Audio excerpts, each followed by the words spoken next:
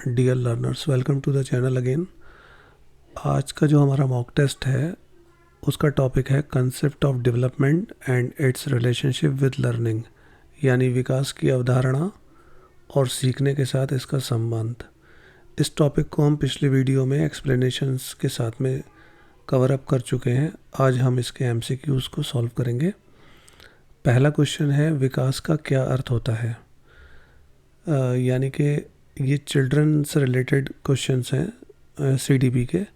तो विकास का क्या अर्थ है? जैसे पहला ऑप्शन है मनुष्य के जीवन में रुकावटें आना या अवरोध, इसको विकास कहते हैं। तो ये तो बिल्कुल नहीं हुआ, ये तो सीधा सीधा क्वेश्चन गलत हो जाए, आंसर गलत है। अगर मनुष्य या बच्चे तकनीकी उपकरणों का उपयोग कर रहे हैं तो क्या ये विकास होगा? और जानवरों के जीवन चक्र को क्या विकास कहते हैं? या व्यक्ति के जीवन काल में क्रमबद्ध और प्रगतिशील परिवर्तन जो होता है उसको विकास कहते हैं। तो देखिए, डेवलपमेंट जो है वो अगर हम तकनीकी उपकरणों का उपयोग कर रहे हैं तो ये नहीं होगा। जानवरों के जीवन चक्र का भी आंसर गलत है। व्यक्ति के जीवन में जो एक सिस्टमेटिक क्रमबद्ध स्टेप बाय स्टेप परिवर्तन आते हैं, प्रगतिशील परिवर्तन होते हैं, उसी को हम विकास कहते हैं। तो इसका आंसर होगा डी। ये यहाँ पर भी दे रखा है, इसको आप नोट डाउन करते चलिएगा, नोट्स बनाते रहें आप, तो इसको आसानी रहेगी। सीडीपी के ये काफ़ी इम्पोर्टेंट क्वेश्चंस हैं। दूसरा क्वेश्चन है, विकास के कौन से पहलू शारीरिक संरचना और कार्य में परिवर्तन का वर्णन करते हैं? यानी जो डेवलपमेंट होता है बच्चों में, उसके कौन से ऐसे एस्पेक्ट्स हैं जो शारीरिक संरचना और कार्य में परिवर्तन जो आते हैं बच्चों में, जिससे शारीरिक उनकी संरचना में परिवर्तन आता है, ऐसे कौन से पहलू हैं? तो सामाजिक पहलू हैं, नैतिक विकास है, शारीरिक विकास है या संज्ञानात्मक विकास है? तो सामाजिक विकास तो सोशल डेवलपमेंट हुआ, जिसमें बच्चा सोसाइटी से रिलेटेड चीज़ें सीखता है। नैतिक विकास जिसमें मोरल वैल्यूज़। यहाँ पर शारीरिक संरचना की बात की गई है, तो ये हो गया शारीरिक विकास। तो इसका आंसर सी होगा। थर्ड हुआ, संज्ञानात्मक विकास का क्या अर्थ होता है? संज्ञानात्मक विकास को हम इंग्लिश में कहते हैं कॉग्निटिव डेवलपमेंट। तो ऑप्शंस हैं, सामाजिक नियमों को और मूल्यों को समझना, मानसिक प्रक्रियाओं में प्रगति, जैसे कि बच्चों की सोच, तर्क, समस्या समाधान इत्यादि की जो क्षमताएं हैं उसमें विकास होना, या शरीर की ऊंचाई में वृद्धि होना, या भावनाओं को अनुभव करना और प्रबंधित करना। तो भावनाओं को अनुभव करना और प्रबंधित करना, तो ये भावनात्मक विकास हो गया। शरीर की ऊंचाई में वृद्धि, ये शारीरिक विकास हो गया। सामाजिक नियमों और मूल्यों को समझना, ये सामाजिक विकास है। तो इसका उत्तर होगा मानसिक प्रक्रियाओं में प्रगति, जैसे कि बच्चों की सोच में डेवलपमेंट हो गया, उनकी तर्क क्षमता में विकास हो गया, वो समस्या समाधान अपना करने लगे। तो ये संज्ञानात्मक विकास का अर्थ हुआ मानसिक प्रक्रियाओं में प्रगति, जैसे कि उनकी सोच, तर्क, समस्या आदि में विकास होना। ये हुआ इसका आंसर। नेक्स्ट क्वेश्चन है, निम्नलिखित में से कौन सी प्रक्रिया के माध्यम से व्यक्ति नए ज्ञान को, कौशलों को और दृष्टिकोणों को प्राप्त करता है? यानी कौन सी ऐसी प्रोसेस है जिसमें पर्सन नए ज्ञान को, कौशल को और दृष्टिकोण को प्राप्त करता है? तो डेवलपमेंट पहला है इसका विकास, दूसरा है अनुकरण, तीसरा है शिक्षा और चौथा है सीखना। तो ये पूछ रहे हैं कि प्रक्रिया कौन सी है जिससे हमें नया ज्ञान मिलेगा, कौशल मिलेगा और दृष्टिकोण मिलेगा। तो विकास से ये नहीं होगा। विकास से तो ज़रूरी नहीं है कि विकास जिसका हो रहा है, शारीरिक विकास हो रहा है तो उसे ज्ञान भी मिल रहा है, तो विकास तो नहीं होगा। अनुकरण का मतलब होता है जैसे कि हम एक दूसरे को देखकर सीखते हैं, तो ये अनुकरण से भी केवल ऐसा नहीं होगा। केवल शिक्षा ले लेने से भी ऐसा कुछ नहीं होना है, बल्कि सीखना जो है वो इसका सही उत्तर है। सीखने से नया ज्ञान मिलेगा, कौशल मिलेगा और दृष्टिकोण भी प्राप्त होगा। तो इसका उत्तर होगा सीखना। ये सारे एक्सप्लेनेशंस जो हमने पिछले वीडियो में करे थे, अगर आप उसे देखेंगे तो फिर सॉल्व ठीक से कर पाएंगे। तो पहले वीडियो को आप देख लीजिएगा। नेक्स्ट है इसमें बच्चे के संज्ञानात्मक और सामाजिक कौशल के विकास में क्या क्या सहायक हो सकता है। संज्ञानात्मक विकास अभी हमने समझा, जो उसकी तर्क क्षमता में विकास होता है। सामाजिक कौशल जो अभी हमने सामाजिक कौशलों से संबंधित जो विकास है। तो ये क्वेश्चन है कि बच्चे के संज्ञानात्मक और सामाजिक कौशल के विकास में क्या क्या सहायक हो सकता है। अगर बच्चा भाषा का अध्ययन करता है, लर्निंग एक्सपीरियंसेस ले रहा है, अगर वो एकांत में रहता है, या शारीरिक गतिविधियों की वो कमी कर देता है। तो अगर वो भाषा का अध्ययन कर रहा है तो संज्ञानात्मक विकास में तो उसको सहायता मिलेगी ही मिलेगी, और लेकिन इसका मतलब यहाँ पर यह है कि लेकिन सामाजिक कौशल की बात भी आ रही है। तो भाषा के अध्ययन से सामाजिक कौशल तो आता है, संज्ञानात्मक भी आता है, लेकिन यहाँ पर इनमें से कौन सी चीज़ ज़्यादा इम्पॉर्टेंट है। तो लर्निंग एक्सपीरियंसेस अगर उसके पास ज़्यादा रहेंगे तो वो संज्ञानात्मक और सामाजिक कौशल में उसको डेवलपमेंट ज़्यादा होगा, क्योंकि लर्निंग एक्सपीरियंसेस उसको सिखाएंगे कि जैसे फॉर एग्ज़ाम्पल उसे नेगोशिएट करने की कला सीखनी है कि किस चीज़ पर बच्चों से कैसे आपस में नेगोशिएट करना है, तो ये सामाजिक कौशल के अंतर्गत आएगा। तो लर्निंग एक्सपीरियंस अगर वो खुद सीख रहा है तो उसको ज़्यादा समझ में आएगा। भाषा से ये सब चीज़ें आती हैं, लेकिन यहाँ के ऑप्शंस के आधार पर अगर हम देखें तो लर्निंग एक्सपीरियंसेस इसका सही उत्तर होगा। बी इसका आंसर है। नेक्स्ट क्वेश्चन है, किस उम्र में अमूर्त सोच का विकास होता है। एब्स्ट्रैक्ट थिंकिंग की बात की गई है यहाँ पर। तो जो शैशवावस्था है वहाँ पर, बचपन में, किशोरावस्था में या वृद्धावस्था में। तो इसको हमने पिछले वीडियो में भी बताया था कि अमूर्त सोच ऐसी होती है, जैसे मान लीजिए कुछ ऐसी चीज़ें होती हैं कि जिनको एब्स्ट्रैक्ट थिंकिंग के अंतर्गत हम लाते हैं, जैसे ईर्ष्या, प्रेम, इस तरीके की जो बातें हैं जिनको हम अमूर्त चिंतन के अंतर्गत लेके आते हैं। तो वो इसका जो विकास होता है सही अर्थों में किशोरावस्था में होता है। इसका आंसर होगा किशोरावस्था। इसको आप वीडियो में जाकर भी अच्छे से समझ सकते हैं।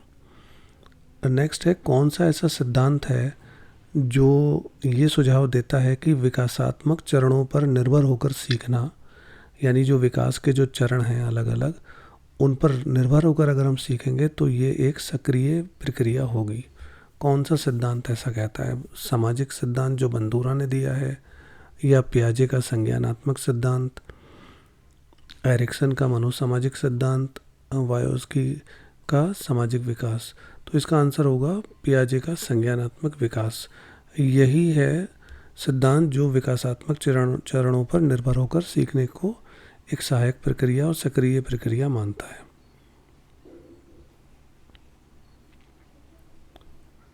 वाइगोत्स्की का जो सामाजिक विकास सिद्धांत है ये किस बात पर जोर देता है। नैतिक विकास में, बौद्धिक विकास में, सामाजिक संदर्भ में सीखने में, या शारीरिक विकास में। तो देखिए यहाँ पर आप याद रख सकते हैं इस बात को कि वाइगोत्स्की का जो सिद्धांत है वो सामाजिक विकास से रिलेटेड है। तो इसका अर्थ होगा यहाँ पर सही उत्तर सामाजिक संदर्भ में सीखने का महत्व। नेक्स्ट क्वेश्चन है हमारा, भावनात्मक विकास में क्या क्या हम सम्मिलित करते हैं। यानी कि जो हमारा इमोशनल डेवलपमेंट है उसमें हम किन चीज़ों को सम्मिलित करते हैं। हमें मैथ्स की कैलकुलेशन आ जाना, गणितीय कौशल का विकास, नैतिक मूल्यों की समझ, भावनाओं को अनुभव करना, व्यक्त करना और प्रबंधित करना, या शारीरिक शक्ति का निर्माण। तो देखिए ये कैलकुलेशन से रिलेटेड है, ये मोरल वैल्यूज़ से रिलेटेड है, और ये फिज़िकल डेवलपमेंट से। हम बात कर रहे हैं इमोशनल डेवलपमेंट की। तो यहाँ पर भावनाओं को अनुभव करना, व्यक्त करना और प्रबंधित करना, ये इसका सही उत्तर होगा। नेक्स्ट क्वेश्चन है, सामाजिक कौशल का विकास किस चरण में विशेष रूप से महत्वपूर्ण है। यानी कि जो समाज में रहने वाले कौशल हैं उनका जो विकास होता है वो विकास की इनमें से किस अवस्था में सबसे ज़्यादा इम्पॉर्टेंट होता है, यानी शैशवावस्था में, वृद्धावस्था में, किशोरावस्था में, या इनमें से कोई नहीं। तो इसका उत्तर होगा किशोरावस्था। किशोरावस्था ही ऐसी है जिसमें बच्चा जो है या व्यक्ति जो है सामाजिक कौशल का विकास अत्यधिक रूप से करता है, और ये बहुत ज़्यादा इम्पॉर्टेंट रहता है। नेक्स्ट क्वेश्चन है, किस प्रकार की शिक्षा में सामाजिक कौशल और टीम वर्क का विकास सम्मिलित है? यानी कौन सी ऐसी शिक्षा होती है जिसमें हम बच्चों को सामाजिक कौशल और टीम वर्क डेवलप करना सिखाते हैं? फॉर्मल एजुकेशन, कौशल अधिग्रहण, व्यवहारिक अनुकूलन, या सामाजिक कौशल? तो देखिए, सामाजिक कौशल है तो इसका सही उत्तर होगा सामाजिक कौशल शिक्षा। नेक्स्ट क्वेश्चन है हमारा, किस अवधारणा में, यानी कौन सा ऐसा कंसेप्ट है जिसमें अमूर्त विचारों को समझने की क्षमता सम्मिलित होती है? कौन सा ऐसा कंसेप्ट है जो हमें अमूर्त विचारों को समझने की ज़्यादा क्षमता प्राप्त कराता है? तो अमूर्त के लिए जैसे देखिए, सामाजिक विकास तो ये सामाजिक चीज़ों से रिलेटेड है, भावनात्मक अभी मैंने बताया था कि इमोशन से रिलेटेड है, शारीरिक विकास फिजिकल डेवलपमेंट से है। तो अमूर्त चिंतन जो होगा हमारा संज्ञानात्मक विकास से होगा, क्योंकि अमूर्त चिंतन में तर्क क्षमता की ज़रूरत होती है और सोच समझ की आवश्यकता होती है, जो संज्ञानात्मक विकास में आती है। संज्ञानात्मक विकास को हम कहते हैं कॉग्निटिव डेवलपमेंट। नेक्स्ट क्वेश्चन है हमारा, कौन सा ऐसा सिद्धांत है, कौन सी ऐसी थ्योरी है जो पर्यवेक्षण और अनुकरण की भूमिका पर केंद्रित है? अनुकरण का मतलब दूसरों को देखकर सीखना, पर्यवेक्षण सुपरविज़न करके, यानी कि देखकर अवलोकन करके सीखना। वाइकोस्की का सामाजिक विकास, पियाजे का संज्ञानात्मक, या बंदूरा का सामाजिक अधिगम, या फिर एरिक्सन का मनोसामाजिक विकास सिद्धांत। इन सारे ही वैसे तो थ्योरीज़ को आप अलग अलग देख लीजिएगा, क्योंकि क्वेश्चंस कहीं से भी बन सकता है, लेकिन जो इसका सही आंसर होगा वो होगा बंदूरा का सामाजिक अधिगम सिद्धांत। यानी कि एल्बर्ट बंदूरा जो हुए हैं, ये कैनेडियन अमेरिकन सोशल साइंटिस्ट हुए हैं। थ्योरी इन्होंने दी है ये कि जो बच्चे होते हैं वो अनुकरण करके सीखते हैं। तो बंदूरा का सामाजिक अधिगम सिद्धांत इसका सही आंसर है। नेक्स्ट क्वेश्चन है, किशोरावस्था में किस प्रकार का विकास होता है? किशोरावस्था में यानी कि जो एडोलेसेंस एज होती है उसमें किस प्रकार का डेवलपमेंट होता है? बुनियादी मोटर कौशल, भाषा अधिग्रहण, पहचान निर्माण और अमूर्त विकास, या पेशेवर कौशल? देखिए, लैंग्वेज एक्विजिशन की अगर हम बात करें तो हमने वीडियो में इस पर बताया था कि ये सबसे ज़्यादा जो छोटे बच्चे होते हैं उनमें होता है, तो ये तो नहीं होगा। पेशेवर कौशल ये जैसा कि आप जानते हैं, जब बच्चे बड़े हो जाते हैं और उनमें पेशे को लेकर चीज़ें ज़्यादा कॉन्शियस होते हैं, वो तब ये चीज़ें आती हैं। बुनियादी मोटर, ये भी इसका सही आंसर नहीं होगा। तो किशोरावस्था पर अभी हमने पहले भी बात की थी कि यहाँ पर अमूर्त विचार का विकास सबसे ज़्यादा होता है और वो अपनी आइडेंटिटी का निर्माण भी करते हैं, तो ये इसका सही आंसर होगा। नेक्स्ट क्वेश्चन है, कौन सा ऐसा कारक है, कौन सा ऐसा फैक्टर है जो विकास और अधिगम यानी कि डेवलपमेंट और लर्निंग दोनों को प्रभावित करता है? यानी कि डेवलपमेंट भी उससे हमारा प्रभावित होता है और हमारा सीखना भी प्रभावित होता है। केवल अगर हम शारीरिक गतिविधियाँ करते हैं वो, केवल हमारे जैविक कारक, या केवल हमारे मनोवैज्ञानिक कारक? तो ये तो केवल वाले तो सब हटा दीजिए आप। हमारा परिवार, हमारी संस्कृति, हमारा शैक्षिक और सामाजिक आर्थिक स्थिति, ये सब मिलाकर हमारे विकास को और अधिगम को प्रभावित करते हैं। तो इसका आंसर हुआ बी। अब नेक्स्ट क्वेश्चन है, कौन सा ऐसा चरण है जो विशेष रूप से भाषा विकास के लिए, यानी बच्चे भाषा को जो है वो सबसे ज़्यादा, मतलब भाषा विकास के लिए कौन सा ऐसा चरण है जो बहुत महत्वपूर्ण है? वृद्धावस्था? बिल्कुल नहीं। किशोरावस्था भी बताया था अमूर्त चिंतन के लिए। और क्या है? वयस्कता? ये भी नहीं। प्रारंभिक बचपन, लैंग्वेज एक्विजिशन के लिए जो है प्रारंभिक बचपन इसका सही आंसर होगा। इसको मैंने वीडियो में कवर अप किया है, वहाँ जाकर आप देख लीजिएगा। एरिक्सन का मनोसामाजिक विकास सिद्धांत किस बात पर जोर देता है? शारीरिक विकास पर नहीं, बौद्धिक विकास पर नहीं, नैतिक विकास पर नहीं। एरिक्सन ने जो काम किया है वो सामाजिक और सांस्कृतिक प्रभावों की भूमिका पर काम किया है, तो ये इसका सही आंसर होगा बी।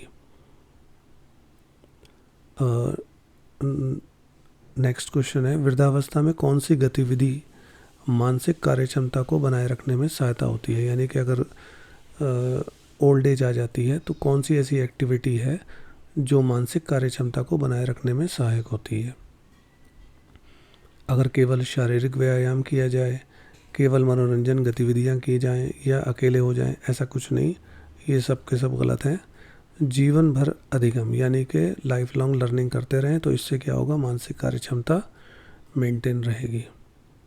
आंसर होगा बी। लर्निंग और डेवलपमेंट यानी कि विकास, सीखना और विकास दोनों के बीच क्या संबंध होता है?